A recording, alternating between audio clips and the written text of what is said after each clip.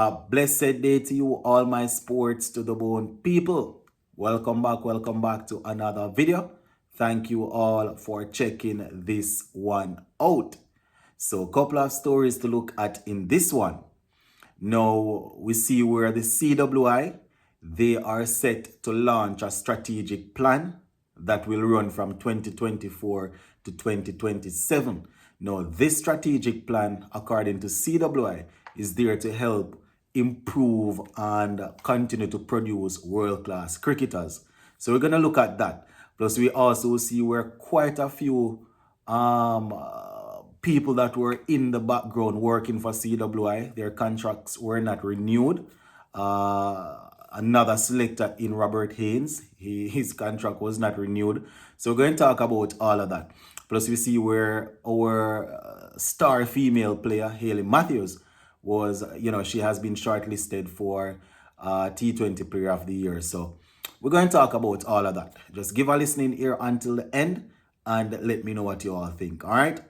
So let us kick things off talking about CWI and their strategic plan to conquer the world of cricket, And as I said, they would have started by shifting and shuffling around certain aspect. Quite a few people were in certain positions.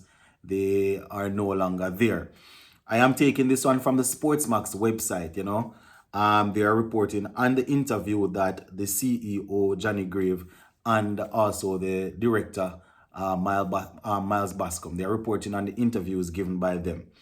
So, according to Johnny Grave, as an organization, they are looking to continue to nurture and to produce world-class cricketers. And they are looking to maximize on all the human capital that they have. They're looking to engage everybody that they can engage to help in this process. They was talking about going into a 4-year period. We saw what happened in trying to qualify for the ODI World Cup. According to them, they are trying to make sure that we don't have a repeat of that. So they are working on that. And in trying to achieve that, one of the things that they have done is they have shuffled the selecting system. They have, the people that sat on the board, right, or on the committee, they have shuffled that around. So we're going to hear what Miles Bascom had to say, who is the director of West Indies cricket. So Miles Bascom said this, my people, and I quote, "We are dedicated to refining our selection process to better serve the needs of West Indies cricket. The ongoing evaluation and restructuring efforts are integral parts toward achieving this goal," end quote. So they are reshuffling, they are looking at things. According to them, they are carrying out different surveys, they are carrying out,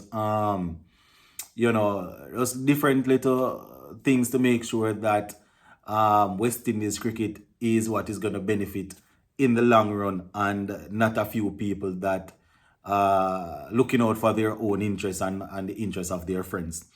Right? He went on to say that the review has been planned to coincide with the end of the contracts of some selectors to enable a seamless transition. So he's saying that they lived out the natural, well, not lived out, but they served out the natural, they served until the natural end of their contract. So it just wasn't renewed. It's not like they were fired or anything like that. I see some outlets putting out that they were fired. They weren't fired. You understand? Their contracts finished and the contracts weren't renewed. So that is what they're saying. They try to do it so that it doesn't seem as if they are firing anyone or anything like that. He's saying that CWI expressed gratitude to the likes of Roland Butcher, who I spoke about yesterday, Travis Dowling, and Robert Haynes, whose tenure, based on what he's saying, came to an end on the 31st of December 2023. He's also saying that the development manager, Chris, has returned to his home country in Australia to take up a different role. So he's no longer there. So they are doing quite a few things, my viewers and subscribers, according to them, to make sure that when the ship sets sail for the new year, everything is in the right is going in the right direction. Because when this ship sets sail, based on what they are saying, it's not going to dock until 2027 when we are in the ODI World Cup and competing at a high level based on what they are saying. So, yeah, it's very interesting, my people. As I said, they are doing, Maz Bascom here saying that they are doing a review, just looking at the performances and looking at what they achieved, things that were, they weren't able to achieve, and put people in place according to what he's saying. This is not me. According to what he's saying, put people in place that will help the cricket to go in the right direction and to bring forward what is best for West Indies cricket. But when I spoke about Roland Butcher getting contract not getting renewed, quite a few people said that yes, they are happy that he's going. But a couple of them were saying, a couple of people in the comment section saying that the lead selector is the one that they should be focusing on right now, and he is staying put. Yes, because the director said that all of these guys are leaving, but Desmond Haynes will continue to serve. So let us see. This is what they say. CWI reaffirmed its commitment to fostering an environment of continuous improvement and transparency within its operations. The recruitment process for a new commercial director and coach development manager will begin immediately. One thing with CWI, I know they like to use the word transparent, but yeah, couple of people no longer there. A couple of guys that were working behind the scene will also be working right alongside ICC to help get the World Cup up and running in the Caribbean. Remember, a couple months ago, they would have advertised a couple of posts saying that they are looking for people to do certain jobs and to be liaisons and stuff, So a couple of guys that were working with CWI, they have stepped aside from that, and they will be helping out in that regard. So yeah, that is pretty much it for that part, my people. Let me all know what you think about this strategic plan, which is to review the entire selecting system, which is to look at people in different positions.